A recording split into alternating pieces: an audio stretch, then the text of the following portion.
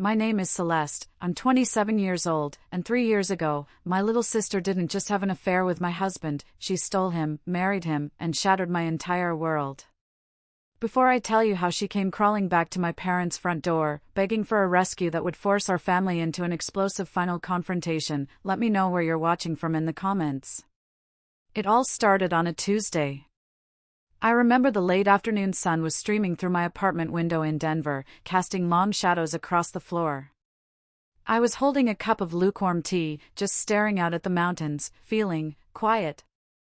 For the first time in 3 years, the quiet didn't feel like emptiness. It felt like peace. A peace I had fought tooth and nail for. Then my phone rang. It was my mother, Patricia. I answered, expecting to hear about her garden club or the latest neighborhood gossip. But the voice on the other end wasn't my mother's. Not the one I knew.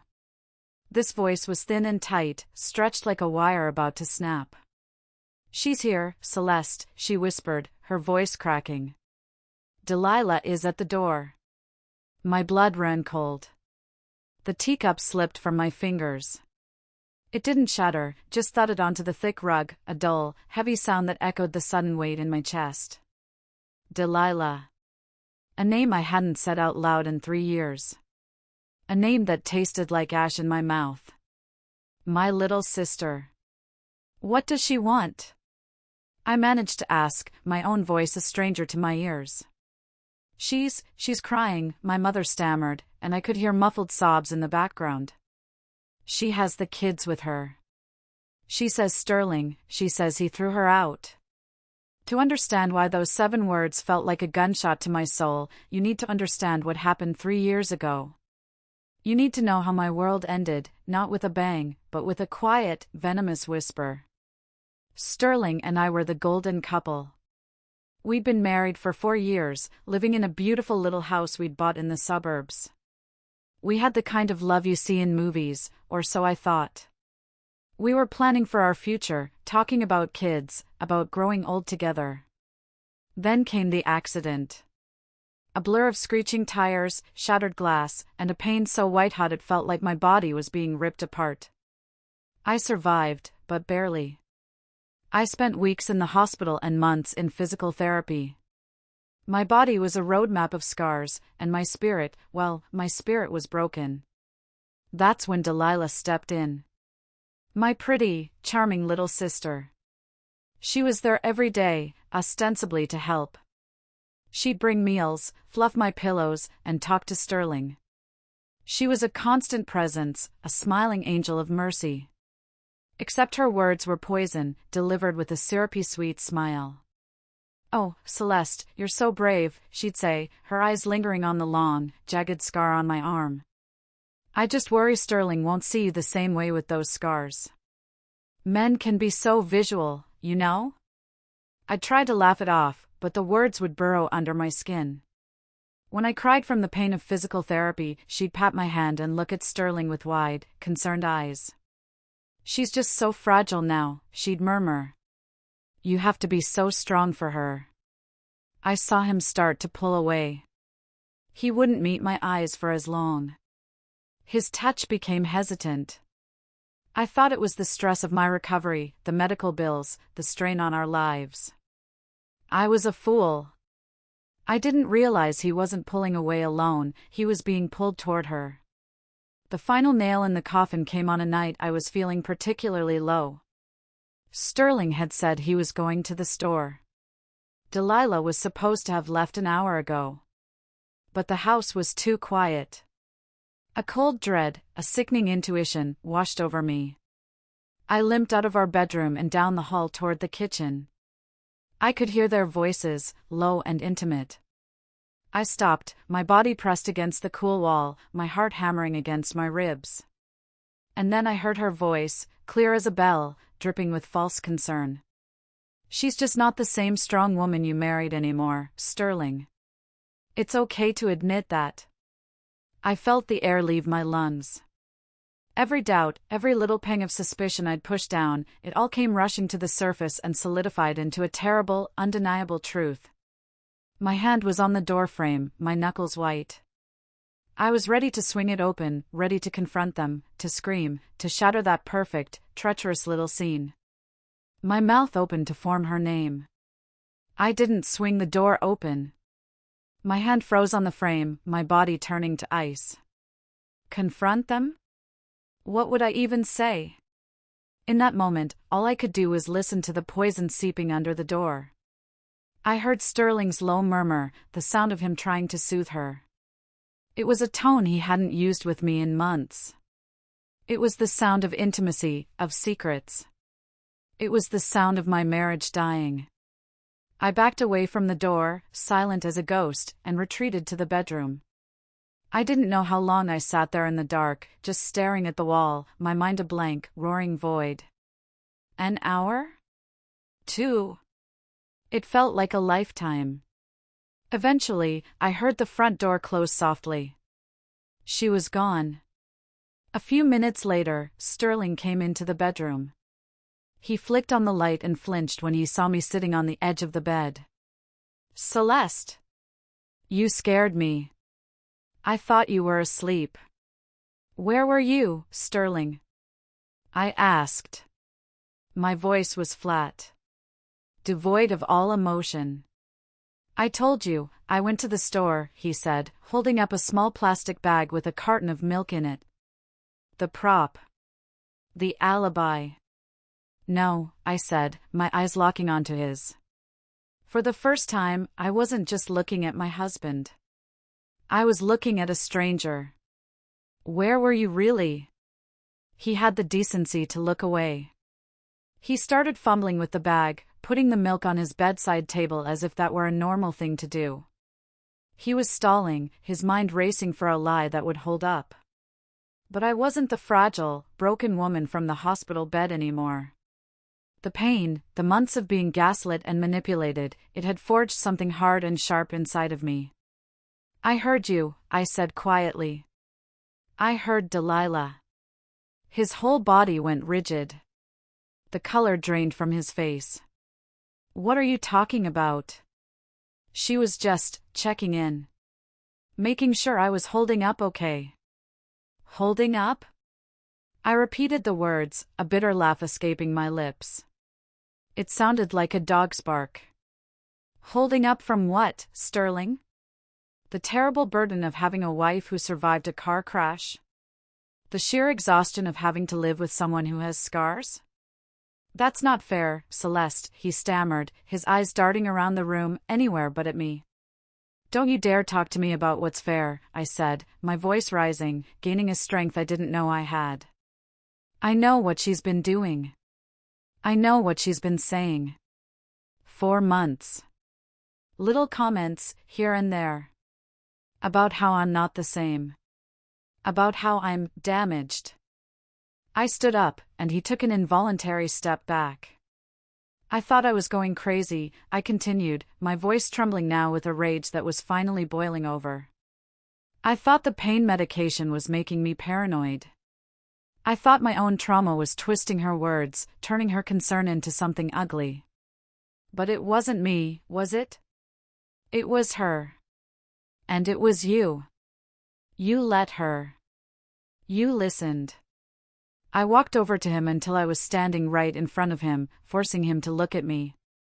I pointed to the long, pale scar that ran down my forearm. She told me you wouldn't be able to look at this, that it would disgust you.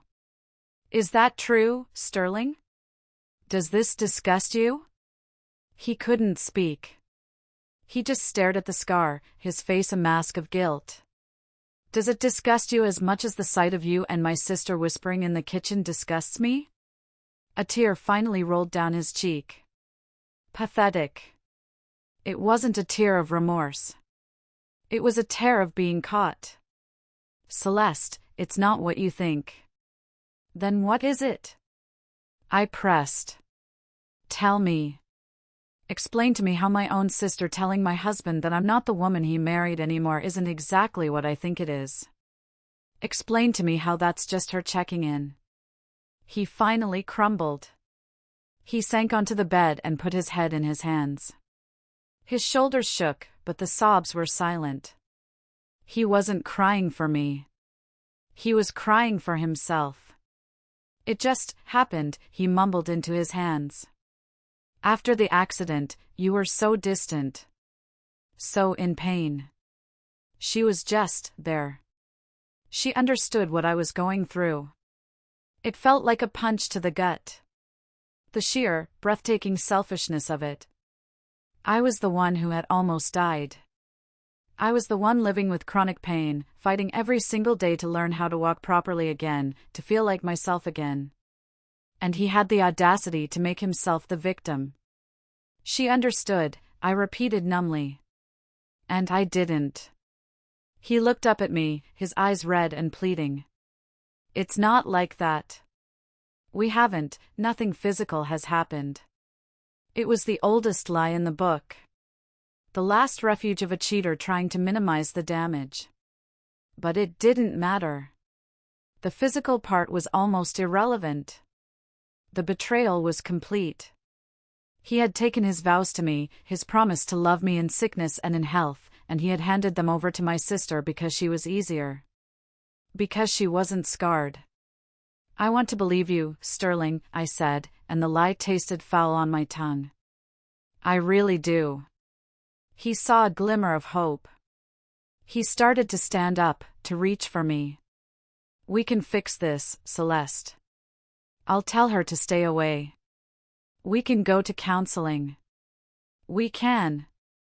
But first, I interrupted, my voice turning to steel, I want to see your phone. The hope in his eyes died instantly. It was replaced by pure, unadulterated panic. What? Why? That's my privacy. We are long past privacy, Sterling, I said, holding out my hand. Give me the phone. He stared at my outstretched hand like it was a venomous snake. He knew. I knew. We both knew what I would find. The charade was over. The only thing left was to see the proof, to let the final, brutal truth burn away everything we had ever been. Give it to me, I said again, my voice deathly quiet. Now. He didn't move. He just stood there, clutching the phone to his chest like a holy relic. That was all the confirmation I needed. I didn't have to see the messages. I didn't have to read the words. His panic was the confession. So that's it, then, I said, a strange calmness washing over me. It was the calm that comes after the storm has already ripped your house from its foundations. There's nothing left to be afraid of. I turned my back on him and walked to the closet. I pulled out a suitcase, the one we'd used for our honeymoon in Hawaii. The irony was so thick it was suffocating. I opened it on the bed and started taking clothes from my drawers, folding them mechanically. T-shirts. Jeans. Sweaters. Celeste, what are you doing? Sterling's voice was high-pitched, frantic. Don't do this. We can talk about this. There's nothing to talk about, I said without looking at him. You did your talking in the kitchen with my sister. It seems you two have it all figured out. He rushed over and grabbed my arm. Please, just stop and listen to me. I wrenched my arm away from him. Don't touch me, I spat, and the venom in my own voice surprised me. Don't you ever touch me again. He recoiled as if I'd slapped him. And in that moment, something inside him finally broke. The lies, the excuses, they all just evaporated, leaving behind the ugly, shriveled truth. I love her, Celeste, he whispered. The words hung in the air between us, obscene and monstrous. I think I'm in love with her. There it was. Not just an affair. Not a mistake. He loved her. My sister. The words didn't just break my heart, they vaporized it. There was nothing left but a black, empty hole where it used to be. I stopped packing. I just stood there, staring at the wall, seeing nothing. He took my silence as an invitation to keep talking, to pour out his disgusting, selfish confession. It started after you came home from the hospital, he rambled, words spilling out of him now. She would stay after you fell asleep. We would just talk, for hours. She saw me, Celeste. She saw how hard it was for me. She didn't look at me with those sad, broken eyes you had. She made me feel like a man again. Not just a nurse. Every word was a fresh stab wound. He was painting me as the villain of his story. My pain was an inconvenience. My trauma was a burden. My very existence was the reason he had sought comfort in the arms of my sister. I finally turned to look at him. I looked him up and down, from his tear-stained face to his trembling hands, and I felt nothing. No love. No hate. Just a profound, chilling emptiness. The man I had married was gone. Maybe he had never existed at all. "Get out," I said. "What?" "Get out of this room," I repeated, my voice hard as flint. "I have to pack. And I don't want to look at you for one more second." He opened his mouth to argue, saw the look on my face, and shut it again. He backed out of the room, closing the door softly behind him, leaving me alone with the ruins of my life. And then I broke. The sobs came from a place so deep inside me I didn't recognize it. It was a raw, animal sound of pure agony. I collapsed onto the floor, my body convulsing, the suitcase of my neatly folded future lying open on the bed above me. I cried for my broken body, for my broken heart, for the sister I had loved and the husband I had trusted. I cried until my throat was raw and my eyes were swollen shut, until there were simply no tears left. I don't know how long I lay there. But eventually, the storm passed, leaving a dead, silent calm. I got up. I washed my face. I walked back to the closet and I didn't pack a suitcase. I packed boxes. It took me 2 days. He stayed out of the house, crashing on a friend's couch, I assumed. He sent me pathetic, pleading text messages which I deleted without reading. My parents called. My mom, Patricia, was crying, asking me to reconsider, to think about my vows. My dad, Robert, was quiet, but I could hear the anger simmering beneath the surface. "Just tell me what you need, Celeste," he said. "Whatever you need." I needed out. I found a small, one-bedroom apartment for rent near downtown Denver. It was soulless and beige, with cheap carpets and a view of a brick wall. It was perfect. On the 3rd day, my dad and my Aunt Joan, his sister, showed up with a moving truck. They didn't ask questions. They just started carrying boxes. As they were loading the last of my things, I walked through the house one last time. Our house. It was just a building now, filled with furniture that belonged to a different person, a different life. I took off my wedding ring and set it on the polished granite of the kitchen counter, right where I imagined they had stood, whispering. A final, silent statement. Then I walked out and didn't look back. The first night in my new apartment was the longest night of my life. I didn't have a bed yet, just a mattress on the floor. I didn't unpack. I just sat in the middle of the living room, surrounded by cardboard boxes that held the shattered pieces of my past. The silence was deafening. It was the silence of total, absolute aloneness. The quiet I had craved for years had finally come, and it was a crushing weight. And in that empty apartment, surrounded by boxes and the ghosts of a life that was no longer mine, I felt a loneliness so profound, it's a feeling I wouldn't wish on my worst enemy. If you're still listening, please do me a favor and like this video, then comment the number 1 below. It lets me know you've given me a like, and it tells me that you're here with me on this journey. Your support is a bigger encouragement than you can possibly imagine. Just comment the number 1, and then let me tell you what happened next. What happened next wasn't a quick recovery. It wasn't a movie montage where I got a new haircut, threw myself into my work, and emerged a month later, healed and powerful. What happened next was ugly, and it was slow. It was 3 years of silence. 3 years of learning how to breathe again. The first few months were a blur of logistics and pain. I hired a lawyer, a sharp, no-nonsense woman who handled the divorce with brutal efficiency. Sterling didn't fight it.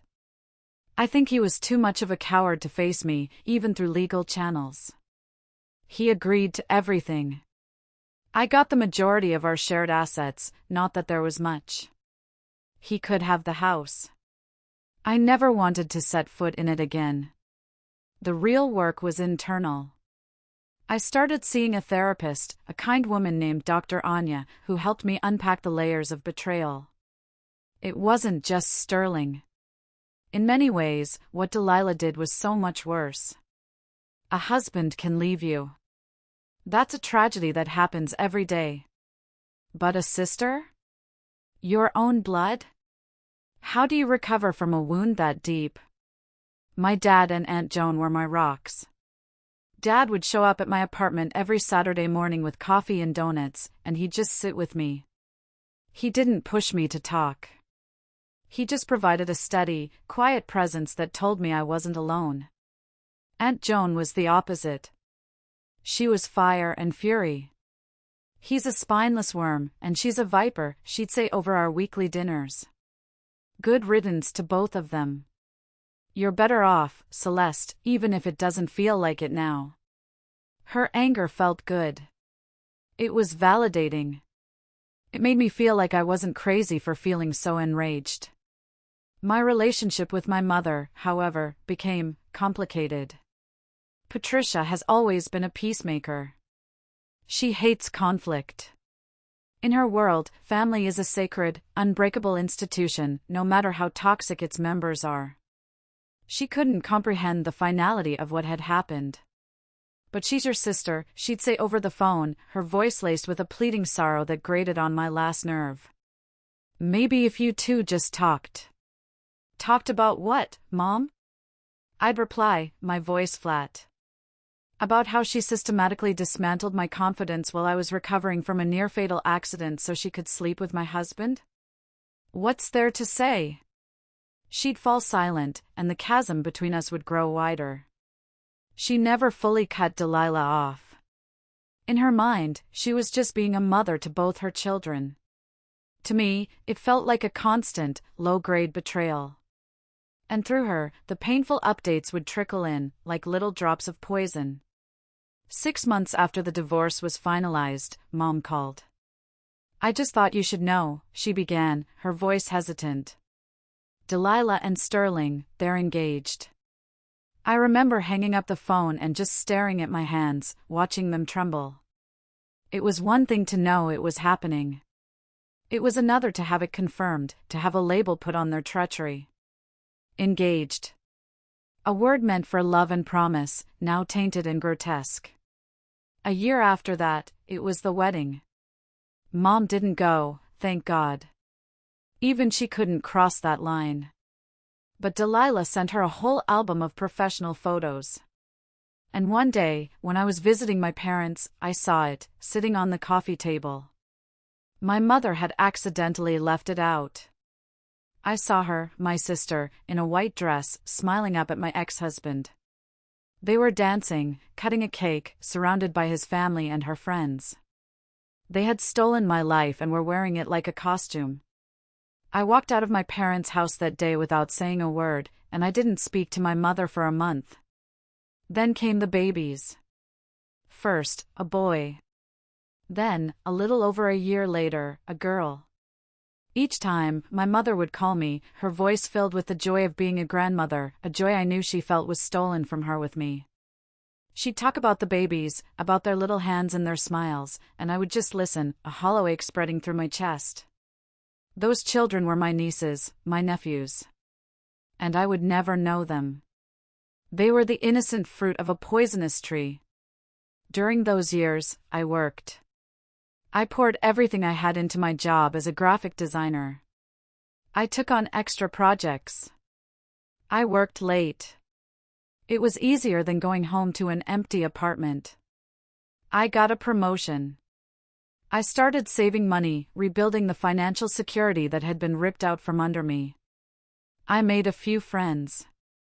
I even went on a couple of dates, though they never went anywhere. It was hard to trust again. It was hard to believe that anyone could be what they seemed. The topic of my parents' will and the family inheritance came up once. My dad, ever the pragmatist, wanted to get things in order. He sat me down and told me he was restructuring it, ensuring my share was protected in a trust, separate from anything else. "It's just business, Celeste," he said, but I knew what he meant. He was building a firewall. He was protecting me from her, even in death. Slowly, painfully, I built a new life. The grief was still there, but it wasn't a roaring inferno anymore. It was more like embers that would occasionally flare up on a bad day. I had my apartment, my job, my small circle of people I trusted. I had my peace. A fragile peace, built on a foundation of carefully constructed walls. And for 3 years, that's how it was. A silent, steady truce with my past. Until that Tuesday. Until the phone call that brought the ghost back to my parents' door. I grabbed my keys, my hands shaking so badly I could barely fit the key into the ignition of my car. My heart was a frantic drum against my ribs. Peace. What a joke. 3 years of work, of therapy, of carefully rebuilding my life, and it could all be undone by a single phone call. The drive to my parents' house in the suburbs was a 20-minute blur of traffic lights and rising panic. What was I going to do? What was I going to say? Part of me wanted to turn the car around and just go home, lock the door, and pretend none of this was happening. But I couldn't. This wasn't just about Delilah anymore. This was about my parents. This was about that fragile peace I had built, and I knew, with a certainty that chilled me to the bone, that if I didn't fight for it now, I would lose it forever. I pulled up to the house, the same house I had grown up in, and it looked alien to me. I took a deep breath, got out of the car, and walked to the front door. It was slightly ajar. I pushed it open and stepped inside. And there she was. Delilah was sitting on my mother's floral sofa, the one she'd had for 30 years. She was curled up, looking small and pathetic, a tissue clutched in her hand. Her perfect blonde hair was a mess, her makeup was smeared down her cheeks, and her designer clothes were rumpled. 2 small children, a boy of about 2 and a baby girl in a car seat, were on the floor beside her. She was putting on the performance of a lifetime. My mother was hovering over her, patting her shoulder, her face a mess of pity and distress. My father was standing by the fireplace, his arms crossed, his expression like thunder. His eyes met mine across the room, and I saw a flicker of relief. Delilah looked up as I walked in, and her eyes widened. Her performance faltered for a second. I don't think she expected me to come. "Celeste," she breathed, as if she were seeing a ghost. I didn't say anything to her. I didn't even look at her. I directed my words to my mother. "What is going on?" My mother rushed over to me, grabbing my hands. Her palms were sweaty. "Oh, Celeste, it's terrible," she whispered. "Sterling, he's been having an affair. 4 months. He has another family, another woman, another child. He told Delilah he wants a divorce, and he threw her out. He changed the locks on the house. She has nothing. Nowhere to go." I stared at my mother, a cold, hard knot forming in my stomach. The irony was so thick, so suffocating, I almost laughed. Karma hadn't just knocked on my sister's door, it had kicked it down and set the house on fire. "So she came here," I said, my voice flat. "Of course she came here," my mother said, looking at me as if I were being unreasonable. "This is her home. We're her family." I pulled my hands out of hers. "Right." I could feel Delilah's eyes on me, watching, waiting. She started to sob again, louder this time, a theatrical, heaving cry designed to pull at our mother's heartstrings. It was working. "We have to do something," my mother said, wringing her hands. "She can't stay on the street with the children. Maybe she could stay here. Just for a little while. Just until she gets back on her feet." The guest room is empty. It would only be for a few nights. And there it was. The request I had been dreading since the moment the phone rang. The absolute shattering of my boundary. I turned to my mother, and I'm sure the look on my face was terrifying because she actually flinched. "No," I said. The word was quiet, but it landed in the room with the force of a gunshot. Delilah's crying hitched. My mother stared at me, her mouth agape. "Celeste, be reasonable," she pleaded. "Look at her. She's your sister." "She stopped being my sister 3 years ago," I said, my voice dangerously low. "She stopped being my sister the day she decided to sleep with my husband while I was recovering from a car accident that almost killed me." "That was a long time ago," my mother said weakly. "People make mistakes." "A mistake is forgetting to pick up milk from the store," I shot back, my voice rising. "A mistake is not systematically destroying your sister's life and then marrying the man who helped you do it. That's not a mistake, Mom. That's a character flaw. A deep, rotten, unchangeable flaw." I took a step closer to her, lowering my voice so only she could hear. "You are asking me to be okay with her being here. In this house. The house I come to for holidays. The house that is supposed to be my safe place. You are asking me to sit at the same dinner table with the woman who blew up my entire world and then danced on the ashes." My mother's eyes filled with tears. "But the children, they're my grandchildren, Celeste. They're innocent. I can't just turn them away." It was her final card. The innocent children. And it was a good one. But I had my own. I looked my mother dead in the eye. "And I am your daughter," I said, my voice trembling with the force of 3 years of repressed pain. The one she already destroyed. "Are you asking me to let her do it all over again, under your roof? Because you need to understand something right now. If you choose to let her stay here, you are choosing her over me. And I will not come back. Not for Christmas. Not for your birthday.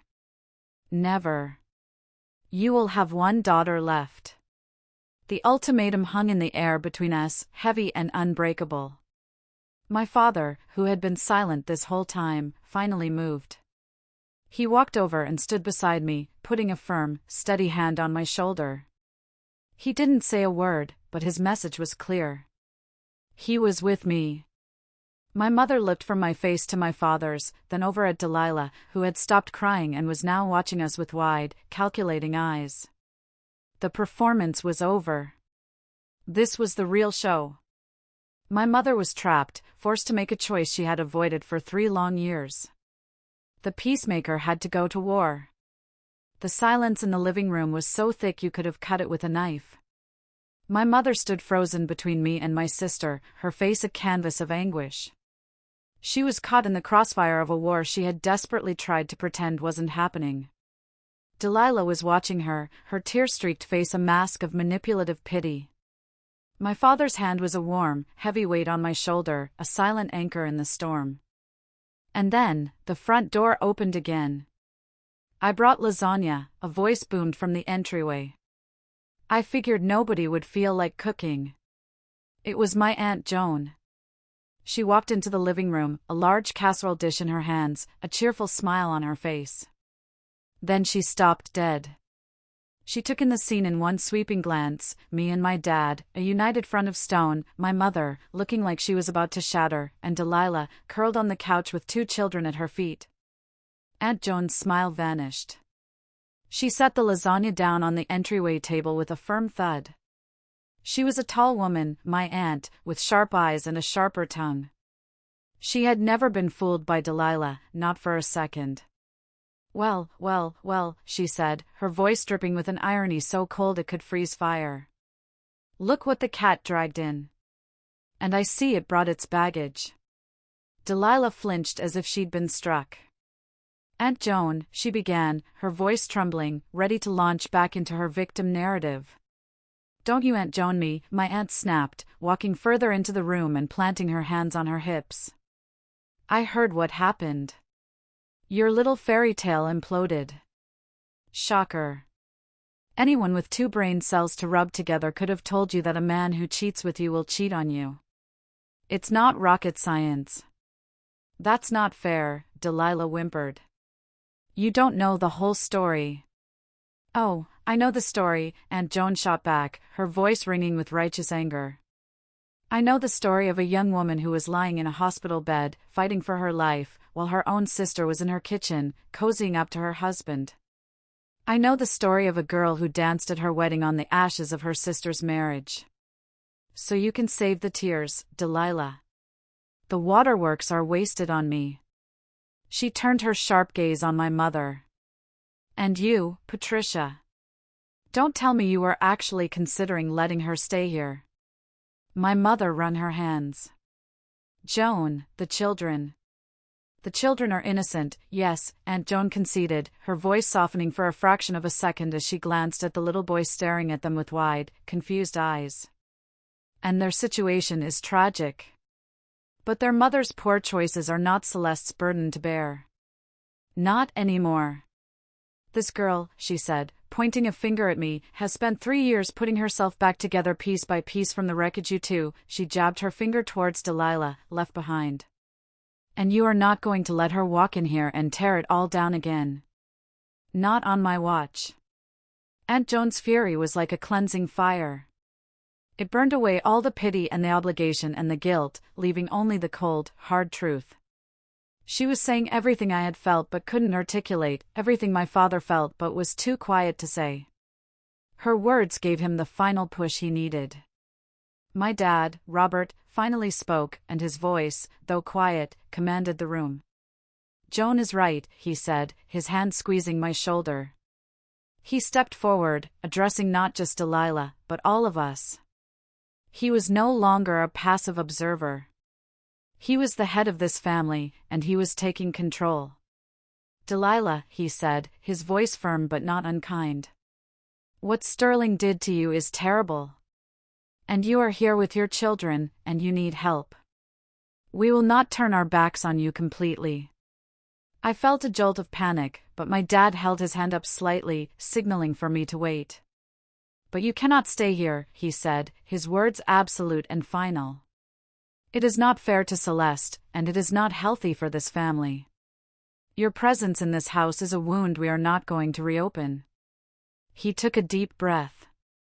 Here is what we are going to do.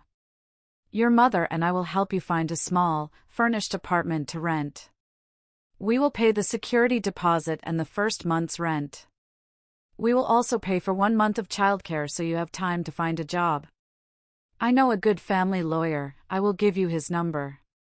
He can help you with the divorce and fighting for child support and custody. We will give you a hand up, Delilah. But we will not give you a handout. After 1 month, you are on your own. You are a mother now. It is time to be an adult. The plan was brilliant. It was compassionate yet firm.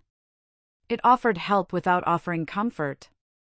It protected my boundaries while still acknowledging her crisis. It was the perfect, logical solution.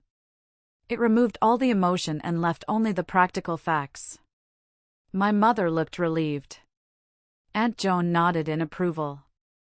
I felt a wave of gratitude for my father so powerful it almost brought me to my knees. He had seen me. He had heard me. He had protected me. We all looked at Delilah. The stage was set. Her audience was waiting. We had offered her a lifeline, a reasonable, respectable path forward. We all waited for her response. A thank you, perhaps?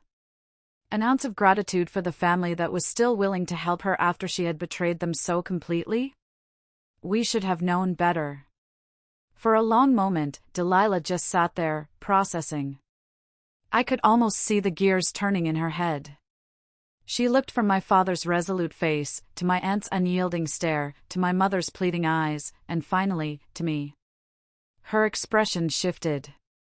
The mask of the weeping victim dissolved, and underneath was something I hadn't seen in years, but recognized instantly: the spoiled, entitled rage of a child who had just been told no. Her face, which had been pale and tear-streaked, began to flush with a deep, blotchy red. Her blue eyes, once filled with crocodile tears, now glittered with malice. "An apartment," she said, her voice a low, incredulous hiss. "You want to stick me and my children in some depressing little apartment?" My father's jaw tightened. "We want to help you get on your feet, Delilah. That is more than you deserve." "More than I deserve?" she shrieked, lurching to her feet. The sudden movement startled her little boy, who began to cry. She completely ignored him. "I am your daughter. My life is falling apart. My husband, the man you all hated, has left me with nothing.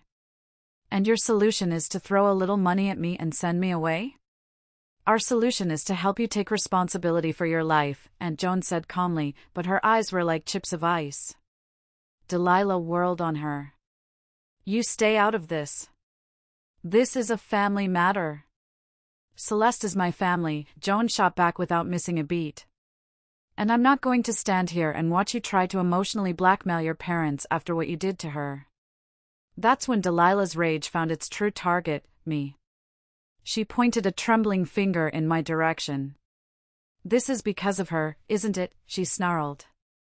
"It's always been about her. Saint Celeste. Perfect Celeste. The one who could do no wrong. The one who had the perfect husband, the perfect house, the perfect life." "The life you stole," I said quietly, the words dropping into the tense air like stones. "Stole?" she laughed, a high, unhinged sound that made the hairs on my arms stand up. "I didn't steal anything. Sterling came to me.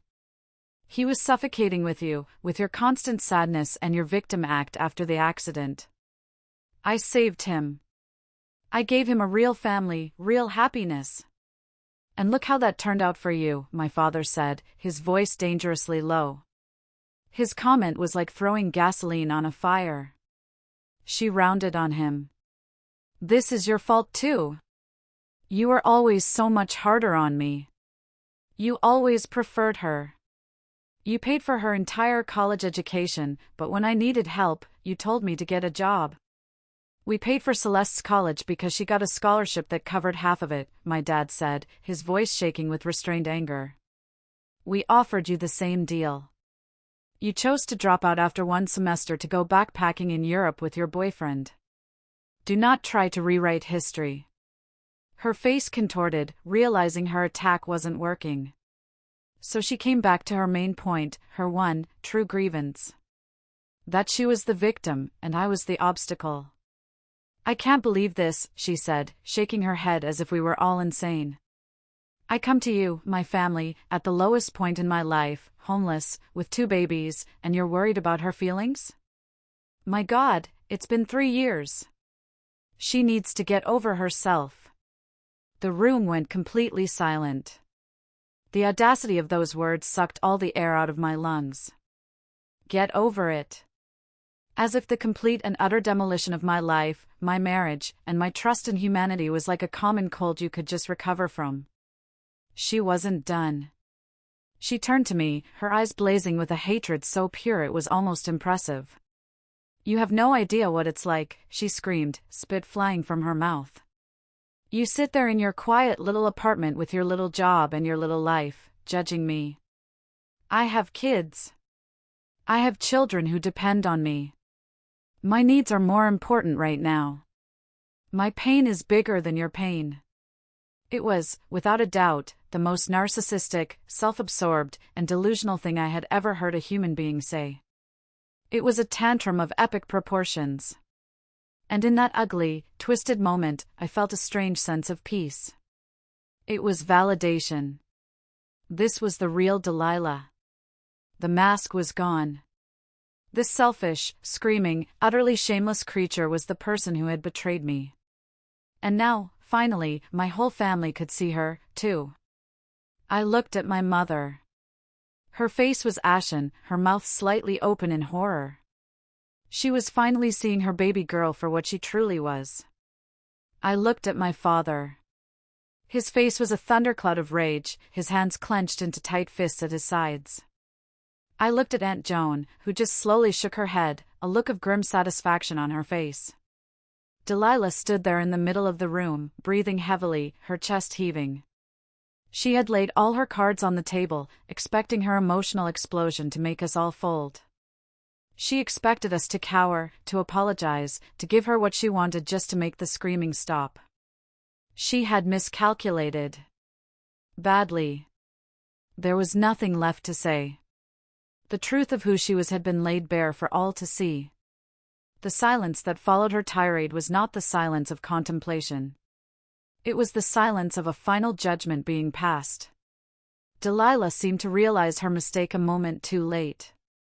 The stunned silence in the room wasn't the prelude to her victory, it was the quiet before a final door slammed shut. Her face began to crumble again, but this time, nobody was buying the act. "Fine," she spat, her voice thick with venom. "I see how it is. I never should have come here. I should have known you would all choose her." She snatched her purse off the floor, grabbed her crying toddler by the arm with a little too much force, and clumsily scooped the car seat holding the baby into her other arm. She didn't look at any of us as she stormed out of the house, slamming the front door so hard that a picture frame on the wall rattled. We were left in the echoing silence, the ugly residue of her tantrum hanging in the air like toxic smoke. My mother finally sank onto the couch and started to cry, but these were different tears. They weren't tears of pity for Delilah, they were tears of disillusionment and grief for the daughter she thought she knew. My father walked over to the window and watched Delilah load the kids into her car and speed away. He stood there for a long time, his back to us, his shoulders slumped. "Well," Aunt Joan said, breaking the silence as she picked up the now-cold lasagna. "I'm going to heat this up. We all need to eat." It was her practical way of dealing with a crisis. Life goes on, even after a hurricane. The next few days were quiet. My parents were in a state of shock. We didn't talk about what happened. We didn't have to. A fundamental shift had occurred in our family. The fractured loyalty, the unspoken resentments, it had all been brought out into the open and cauterized by Delilah's own rage. For the first time, we were all on the same side. I thought that was the end of it. I thought Delilah would find some other friend to manipulate, some other resource to drain. I thought we had finally, blessedly, achieved peace. I was wrong. This wasn't the end. It was just the opening salvo in her new war. A week later, I got another frantic call from my mother. She was hysterical. "Celeste, you have to come over," she sobbed into the phone. "You won't believe it. They're here." "Who's here, Mom?" "Calm down," I said, my own heart starting to pound. "A woman," she choked out. "A woman from the state. From Child Protective Services." I felt my blood run cold for the second time in as many weeks. I was at their house in 15 minutes. A sensible-looking woman in a blue pantsuit was sitting at my parents' kitchen table, a notepad in front of her. My mother was crying. My father was sitting opposite the woman, his face pale and grim, looking 10 years older than he had a week ago. The woman introduced herself as Ms. Albright. She was polite but firm. "We received an anonymous report," she explained, her eyes scanning the clean, tidy kitchen. The report alleged that this is an unsafe environment. That the residents here are elderly, unstable, and unable to provide a safe home for minor children. It was so transparently absurd that it would have been laughable if it weren't so terrifying. My parents, in their immaculate suburban home, being accused of being unfit. "And who made this report?" my father asked, his voice dangerously calm. "As I said, it was anonymous," Ms. Albright replied. The caller expressed concern for her nieces. Said their grandmother was emotionally volatile and their grandfather was aggressive. The final pieces clicked into place. This was Delilah's revenge. She couldn't get what she wanted through pity, so she had resorted to malice. She had tried to burn their lives down. She had weaponized her own children, using them as pawns in a sick, twisted game to punish our parents for not siding with her. This was a new level of depravity, even for her. A possible custody battle was a terrifying prospect for my parents, who would be dragged into a legal mess. Ms. Albright was professional. She toured the house, checked the pantry, looked in the bedrooms. She asked my parents a series of humiliating questions about their health, their finances, their emotional stability. She saw, of course, that the claim was baseless. After an hour that felt like an eternity, she closed her notepad. "Well," she said, a hint of weary sympathy in her voice. "It's clear to me that this is a safe and loving home. These anonymous calls, unfortunately, we have to investigate every one. Often, they're used as a tool in bitter family disputes." She handed my father her card. "If you have any more trouble, don't hesitate to call. I'll make a note in the file that this report was unfounded." After she left, my mother collapsed into a chair, completely undone. "I can't believe she would do this," she whispered, her voice filled with a pain that was awful to witness. "To use her own babies. To try and hurt us like this." My father didn't say anything. He walked over to the phone, his face set like granite. He looked at me, and his eyes were filled with a cold, hard fire I had never seen before. He picked up the receiver and dialed a number from memory. I could hear the phone ring on the other end, and then I heard Delilah's voice, tentative and wary. "Hello?" And then my father spoke. His voice was not the voice of the quiet, gentle man who brought me donuts on Saturdays. This was the voice of a patriarch pushed too far, a father whose love had finally been curdled into righteous fury. "Delilah," he said, and the name was an indictment. "You just made the biggest mistake of your life." "Dad? I don't know what you're talking about," she started to say, her voice full of fake innocence. "Stop," he commanded, and the power in that single word made her fall silent. "Just stop. We know it was you. We know you called CPS. We know you tried to use your children to destroy your mother and me." He took a deep breath. "I have loved you your whole life. I have excused your behavior. I have enabled your selfishness.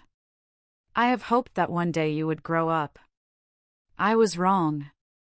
His voice dropped, becoming grave and heavy with a terrible finality. "You didn't just betray your sister. You tried to destroy your mother and me. We are done. Do not call this house again. Do not send pictures of the children. Do not ask for money. If you need to communicate about a family emergency, you can do it through your Aunt Joan's lawyer. You are no longer our daughter." He slammed the phone down into its cradle. The crash echoed through the silent house. The tie was cut. The war was over. And all that was left was the devastating, deafening silence of a family that had finally, irrevocably, broken. In the weeks that followed, a strange quiet settled over our lives. It wasn't the tense, resentful silence we'd had for the past 3 years. It was a solemn, mournful quiet, the kind that comes after a long and painful funeral. We had buried a part of our family. Delilah was gone. Not just from our homes, but from our lives. She made no attempt to contact us. I think even she knew that she had finally crossed a line from which there was no return. The change in my mother was profound. The constant, anxious energy she'd had, the worry of trying to juggle 2 warring daughters, it all just drained away. She was quieter, sadder, but also more present. The veil of denial had been ripped away, and while the truth was ugly, it was also liberating. She no longer had to pretend. About a month after my father's final phone call, my mother asked me to come over for dinner, just the 2 of us. Dad and Aunt Joan were out for the evening. When I got there, she had cooked my favorite meal from when I was a child, chicken pot pie. We ate in comfortable silence for a while, and then she put down her fork and looked at me, her eyes brimming with tears. "I'm sorry, Celeste," she said, her voice thick with emotion. "I am so sorry." "Mom, you don't have to." I started to say, but she held up a hand. "No, I do," she insisted. "I need to say this. For 3 years, I was a coward. I saw your pain, and I tried to smooth it over instead of facing it. I was so afraid of losing a daughter that I ended up hurting the one who needed me most. I kept making excuses for her. I kept hoping she would change. I didn't want to see what was right in front of me." A single tear rolled down her cheek. "When that woman from CPS was in our kitchen, questioning me, looking at me like I was some kind of monster, that's when I finally understood. What Delilah did to you wasn't a mistake. It's who she is. And what I did to you, by not standing with you, by not protecting you, that was my mistake. And it was a terrible one. Can you ever forgive me?" I reached across the table and took her hand. It felt frail in mine. "I already have, Mom," I said, and I meant it. We sat there for a long time, just holding hands across the table. It felt like a broken bone had finally been set correctly. The healing could finally begin. Our family is smaller now. Holidays are quieter. There's an empty chair at the table that no one talks about. There's a sadness there, a ghost of what we used to be. But we are also more honest. We are stronger. There are no more secrets, no more walking on eggshells. Aunt Joan, Dad, Mom, and I, we've become a tight, solid unit. We have dinner together every Sunday. We laugh more than we used to. The cloud of Delilah's drama that hung over us for so long has lifted. As for me, I'm okay. More than okay. I'm good. The peace I have now isn't the fragile, brittle peace I had before. It's a deep, resilient peace, forged in fire and earned through pain. I still have my scars, both inside and out. They are a part of my story, a reminder of what I survived. But they don't define me anymore. I'm still at the same company, but my promotion has led to more creative, fulfilling work. I've started dating someone, a kind, funny man who knows my story and isn't afraid of it. It's slow, and it's new, but it feels hopeful. Sometimes, late at night, I think about Delilah and her children. I wonder if she ever feels a flicker of remorse. I wonder if those innocent kids will ever know the truth of what she did, of the family she threw away. I hope they're okay. But I have accepted that their life, their story, is no longer a part of mine. My father's final phone call wasn't just an act of anger, it was an act of liberation. He freed us all. This morning, I was sitting on the small balcony of my apartment, a cup of hot coffee in my hands, watching the sun rise over the Rocky Mountains. The air was crisp and clean. The sky was a brilliant, cloudless blue. And for the first time in what feels like a lifetime, I took a deep breath, and it didn't hurt. I just felt free. Thank you so much for listening to my story. It means the world to me to be able to share it. If any part of this resonated with you, I'd love to hear about it. What's one piece of advice you would give to someone learning to set boundaries with a difficult family member? Let me know in the comments. And if you'd like to hear more stories like this, please remember to like this video and subscribe to the channel. Thank you for being here with me.